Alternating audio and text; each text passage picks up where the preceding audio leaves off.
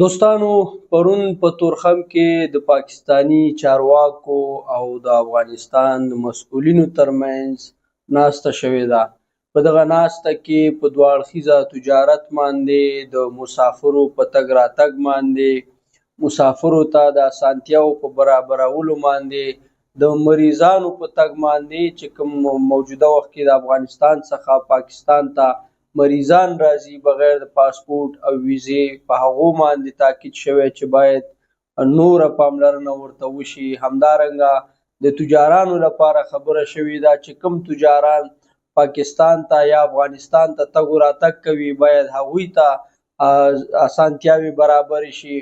او همدارنګه دې خوا د پاکستان په طرف کې چې کوم افغانان افغانستان ته ځي،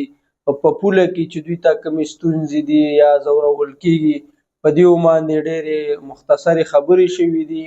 او دواړو اړخونو دا ژمنتیا کړې ده چې د دغو مسایلو د حل لپاره به دوی دغه خپلې ناستې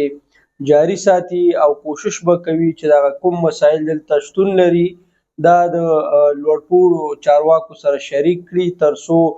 دواړه ولسونه وکولی شي په ارامه فضا کې تګ و راتګ وکړي، تجارت ته ادامه ورکړي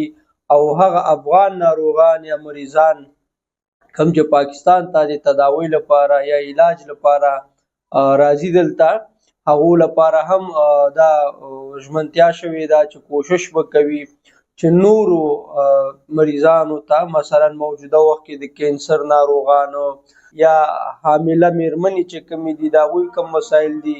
نو په ټوله کې د دواړو هیوادونو ترمنځ دا قسمه ناستې، سفرونه، خبرې اترې دا د دواړو ولسونو لپاره ډېرې ګټورې دي او باید دغو هلو ځلو ته ادامه ورکړي تر څو دې خوا په پاکستان کې چې کوم افغان مهاجرین دي د دې مشکلاتو ته د دغو ناستو له لارې لاسرسی وشي، دغه مشکلات تر یو حده پورې راکم شي او نور چې د دواړو هیوادونو په منځ کې د مسافرو تګ و راتګ دی، د ناروغانو راتګ دی